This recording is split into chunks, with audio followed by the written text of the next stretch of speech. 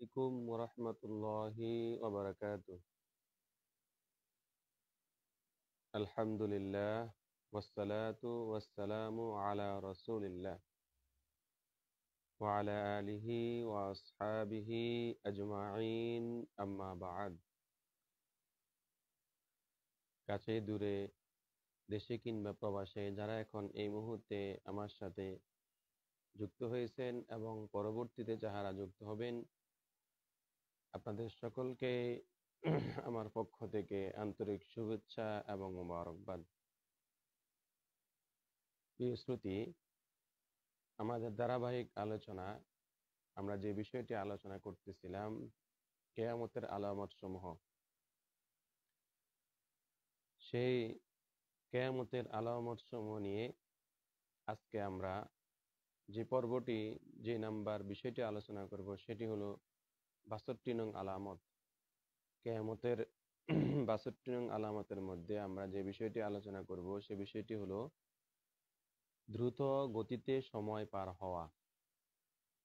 কেয়ামতের একটি আলামত হলো অতি দ্রুত গতিতে সময় পার হয়ে যাবে। আর এই দ্রুত গতিতে সময় পার হওয়ার বিষয়ে রাসূলুল্লাহ সাল্লাল্লাহু আলাইহি সাল্লাম হাদিস শরীফে ইরশাদ করেছেন। হাদিসটি বুখারী শরীফ ৬৬৫২ নম্বর হাদিস।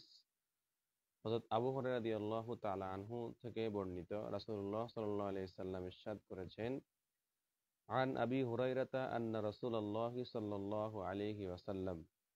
হযরত আবু হুরায়রা রাদিয়াল্লাহু তাআলা আনহু থেকে বর্ণিত, রাসূলুল্লাহ সাল্লাল্লাহু আলাইহি সাল্লাম ইরশাদ করেছেন যে আন্না রাসূলুল্লাহ সাল্লাল্লাহু আলাইহি সাল্লাম ক্বালা ইয়াতাকারাবুজ জামানু।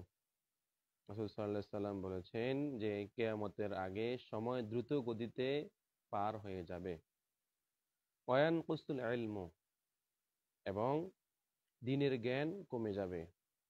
ওয়াতাজাহারুল ফিতানু, এরপরে তিনি আরো বলতেছেন ধারাবাহিকভাবে ফিতনা প্রকাশ পেতে থাকবে। এরপরে নবীজি আরো বলতেছেন ওয়াইলকাস শুহু, কৃপণতা প্রকাশ পাবে। ওয়ায়াকসুরুল হারজু, অধিক হারে সংঘাতের ঘটনা ঘটবে। তখন রাসূল সাল্লাল্লাহু আলাইহি সাল্লামকে সাহাবীরা প্রশ্ন করলেন যে কিলা ইয়া রাসূলুল্লাহি ওয়া মাল হারজু। সাহাবীরা বলতেছেন যে সংঘাতটা আসলে কি? আপনি যে বললেন অধিক হারে সংঘাত বেড়ে যাবে, জিজ্ঞাসা করলো সাহাবীরা। তখন এবার রাসূল সাল্লাল্লাহু আলাইহি সাল্লাম বললেন ক্বালা আল কতলু আল কতলু। রাসূল সাল্লাল্লাহু আলাইহি সাল্লাম বললেন যে অধিক হারে সংঘাত হলো হত্যাকাণ্ড, হত্যাকাণ্ড, হত্যাকাণ্ড বেড়ে যাবে। এই হাদিস থেকে আমরা চারটি বিষয় আমরা দেখব। যে হাদিস আমরা বললাম, এই হাদিস থেকে আমরা চারটি বিষয় দেখব। এক নম্বর বিষয়টি আমরা দেখব দ্রুত গতিতে সময় পার হওয়ার যে বিষয়টি আমরা হাদিসে বলেছিলাম, এটার এক নম্বর বিষয় আমরা দেখব সময় পার হবে কিভাবে। যে সময় পার হতে পারে, সময়ের বরকত শেষ হয়ে যাবে, সময়ের বরকতটা শেষ হয়ে যাবে। যেমন পূর্ববর্তী লোকেরা যে দিনী কাজ ১ ঘন্টায় করত, পরবর্তী কয়েক ঘন্টায়ও তা করতে পারবে না। মানে পূর্ববর্তী লোকেরা যে দিনী কাজ ১ ঘন্টায় করত, কিন্তু সেই কাজটা পরবর্তী যাহারা আছে তাহারা কয়েক ঘন্টাও সেই কাজটি করতে পারবে না। এই হলো একটি। আরেকটি বিষয় ইবনে হাজার রহমতুল্লাহ আলাইহি বলেছেন যে ফতুহুল বারীতে তিনি বলেছেন, আমরা দ্রুত সময়ে পার হবার বিষয়টি অনুভব করেছি। ইবনে হাজার রহমতুল্লাহ আলাইহি বলেছেন, আমরা এই যে দ্রুত সময়ে পার হয়ে যাবে নবীজি বলেছেন, এটা আমরা অনুধাবন করেছি। কিভাবে? কেননা আমাদের আগের যুগে এমন ছিল না। ইবনে হাজার রহমতুল্লাহ আলাইহি বলতেছেন, আগের যুগে এই সময় পার হয়ে যাওয়ার সময়ের বরকত ছিল, অতি তাড়াতাড়ি সময় যেত না। এটা ইবনে হাজার রহমতুল্লাহ আলাইহি ফতুল বারীতে বলেছেন।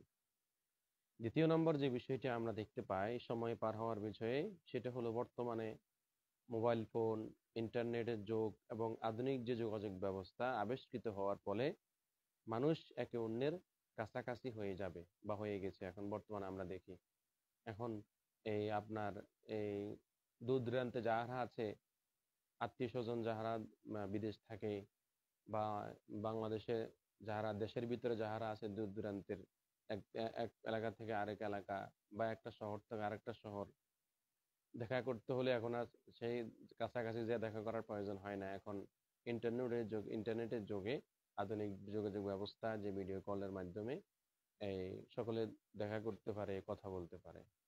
এই যে সময়ের যে এটা দ্রুত গতিতে পার হয়ে যাওয়া বা সময়ের যে একটা মর্যাদা, সময়ের যে একটা মূল্য বরকত, এটা কিন্তু এখন কমে যাচ্ছে, কমে গেছে। এরপরে তৃতীয় নম্বর যে বিষয়টি আমরা দেখব হাদিসের আলোকে, যে বাহ্যিকভাবেও সময় সংকুচিত হতে পারে। যেমন শেষ যুগে আল্লাহ তাআলা সময়ের গতি বাড়িয়ে দিতে পারেন। শেষ জমানায় আল্লাহ তাআলা কি করতে পারেন? সময়ের গতি বাড়িয়ে দিতে পারেন। আল্লাহ তাআলা চাইলে দিনকে দীর্ঘ করতে পারেন। আল্লাহ যদি ইচ্ছা করেন তাহলে তিনি দিনকে কি করতে পারেন? দীর্ঘ করতে পারেন। আবার দিনকেও সংকীর্ণ করতে পারেন। আল্লাহ তাআলার ইচ্ছায় তিনি দিনকে দীর্ঘ করতে পারেন, আবার তিনি দিনকে কি সংকীর্ণ করতে পারেন। যেহেতু আল্লাহ সর্বজ্ঞানী এবং সর্বক্ষমতাবান, এটা ওনার পক্ষে সম্ভব। এই যে আমরা যে বিষয়টি এখন বললাম, এই বিষয়টি আমরা তাও এই বিষয়টার পক্ষে একটা হাদিস দেখব। এই বিষয়টার পক্ষে আমরা একটি হাদিস দেখব যে দাজ্জাল যখন আবির্ভাব হবে, দাজ্জাল যখন আবির্ভাব হবে কিয়ামতের পূর্ব মুহূর্তে, দাজ্জাল আবির্ভাবের প্রথম দিনটা এমন হবে, দাজ্জাল যেদিন আবির্ভাব হবে সেদিন প্রথম দিনটা এমন হবে যে প্রথম দিনটি 1 বছরের সমান হবে। একটা দিন 1 বছরের সমান হবে মনে হবে, এবং দ্বিতীয় দিনটি 1 মাসের ন্যায় দীর্ঘ হবে। প্রথম দ্বিতীয় দিনটি 1 মাসের ন্যায় কি হবে? সমান হবে। তো আমরা এ প্রসঙ্গে একটা হাদিস দেখব, যে কথাটা বললাম আমরা এ প্রসঙ্গে একটা হাদিস দেখব। হাদিসটি মুসনাদে আহমদের 1956 নম্বর হাদিস, তিরমিজি শরীফের 2332 নম্বর হাদিস। হযরত আবু হুরায়রা রাদিয়াল্লাহু তাআলা আনহু থেকে বর্ণিত, যে রাসূলুল্লাহ সাল্লাল্লাহু আলাইহি ওয়াসাল্লাম ইরশাদ করেছেন, আন আবি হুরায়রাতা আন্না রাসূলুল্লাহ সাল্লাল্লাহু আলাইহি ওয়াসাল্লাম ক্বাল, যে হযরত আবু রাদিয়াল্লাহু তাআলা আনহু বর্ণনা করেছেন রাসূলুল্লাহ সাল্লাল্লাহু আলাইহি ওয়াসাল্লাম ইরশাদ করেছেন, ক্বালা লা তাকুমুস সাআতু হাত্তা ইয়াতাকারাবাজ জামানু। আবু রাদিয়াল্লাহু তাআলা বর্ণনা বলেছেন, যতক্ষণ না সময় কাছাকাছি হয়ে যাবে ততক্ষণ কিয়ামত সংঘটিত হবে না। এরপরে তিনি আরো বলতেছেন, ফাতা ফাতাকুনুস সানাতু কাশ-শাহরি, আর ফলে তখন বছরকে মাসের মতো মনে হবে। তখন বছরকে মাসের মতো মনে হবে। একটি মানে এই ফলে তখন বছরকে মাসের মতো মনে হবে। এরপর আরো বলতেছেন, ওয়াশ-শাহরু কাল জুমাআতি, এবং মাসকে সপ্তাহের মতো মনে হবে। এত সময় মানে এত তাড়াতাড়ি সময় পার হয়ে যাবে। মানে একটা মাস যেন কি একটা সপ্তাহের মতো, একটা বছর যেন একটা কি মাসের মতো। নবীজি আরো বলতেছেন, ওয়াল জুমাআতু কাল ইয়াউমি, আর একটা সপ্তাহকে একদিনের মতো মনে হবে। একটা সপ্তাহ পার হতে যেতে আপনার কাছে মনে হয় যেন একদিন মাত্র সময়, একটা সপ্তাহ পার হয়ে যাবে। হাদিসে আসছে, নবীজি বলেছেন সময় দ্রুত গতিতে চলে যাবে। এরপরে আরো বলতেছেন, ওয়ায়াকুনুল ইয়াউমু ওয়ায়াকুনুল ইয়াউমু কাস-সাআতি, আর এই আর একটি দিনকে 1 ঘন্টার মতো মনে হবে। একটি দিন আপনার কাছে মনে হবে যেন একটি ঘন্টা। এরপরে নবীজি বলতেছেন, ওয়াস-সাআতু কাদ-দরমাতি মিনান নার। এরপর রাসূল সাল্লাল্লাহু আলাইহি ওয়াসাল্লাম বলতেছেন, 1 ঘন্টাকে বাতাসে উড়ে যাওয়া আগুনের স্ফুলিঙ্গের মতো মনে হবে। 1 ঘন্টা যেন বাতাস যেভাবে সেকেন্ডের তরে বাতাস উড়ে চলে যায়, একটা ঘন্টাকে এরকম মনে হবে কিয়ামতের আগ মুহূর্তে, সময়ের দ্রুত গতিতে যেটা। এরপর আমরা 4 নম্বর বিষয়টা আমরা দেখব, যে কেউ কেউ বলেছেন যে সময় দ্রুত গতিতে পার হওয়া যাওয়া মানে মানুষের আয়ু হ্রাস পাবে।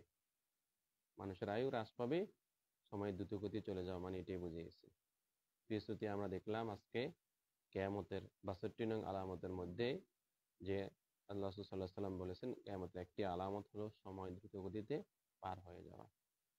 তাই আমাদের উচিত সময় দ্রুত গতিতে পার হয়ে যাওয়া শুরু হওয়ার আগে আমরা যেন নেক আমল করতে পারি বেশি বেশি, এটার দিকে আমরা মনোযোগ দিতে হবে। আল্লাহ যেন আমাদের সকলকে ইমানের সাথে রেখে নেক আমল করার তৌফিক দান করেন। আমিন। আসসালামু আলাইকুম ওয়া রাহমাতুল্লাহি ওয়া বারাকাতুহু।